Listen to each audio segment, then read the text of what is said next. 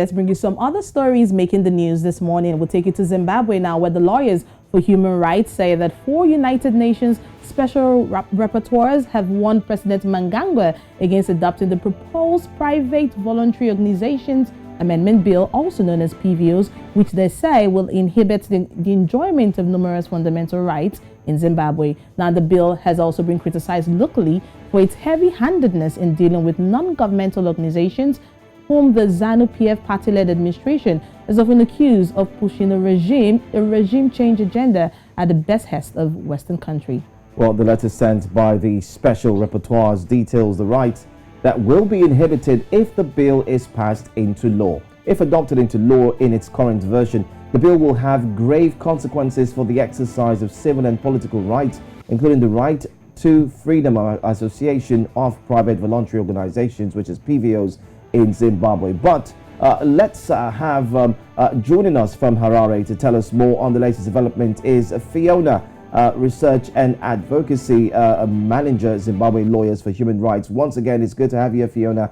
Now, there has been, anyway, is there any reaction, first of all, from the President to the warning from the UN Special Rapporteurs? And do you think this call will change anytime soon? I do recall that when we talked about this a few weeks ago, we were looking at the President reacting to it, and now we do have a reaction, and it seems like there isn't any change.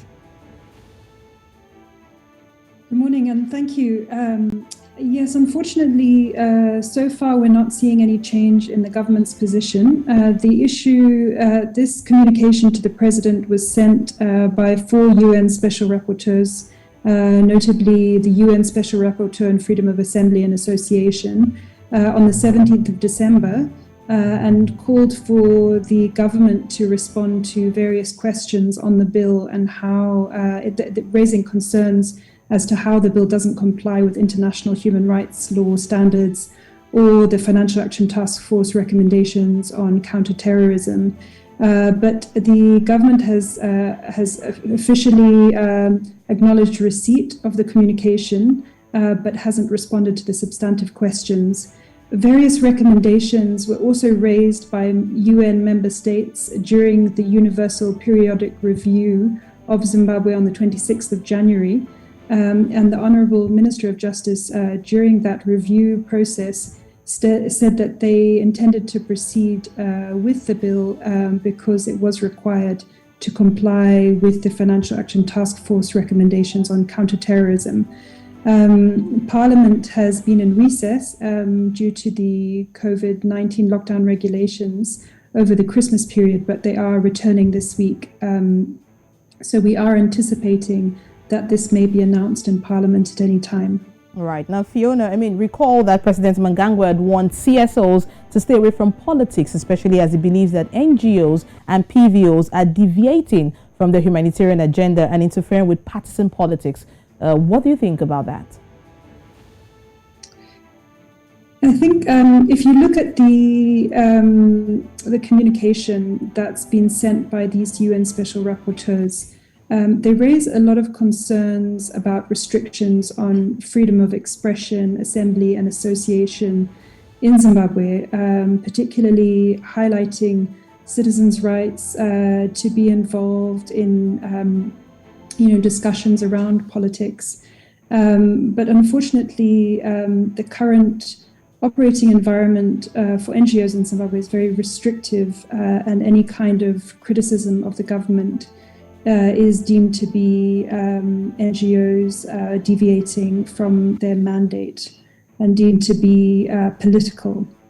But the communication highlights that the proposed regulations, which would criminalize NGOs that are supporting or opposing any political candidate or party in an election, that these proposed provisions violate civil and political rights. All right. Is there any latest development on the bill? Has it been debated in Parliament, and have any CSOs been consulted? As I mentioned, we've been we've had lockdown regulations imposed since last year that are just being lifted now. So Parliament is returning this week.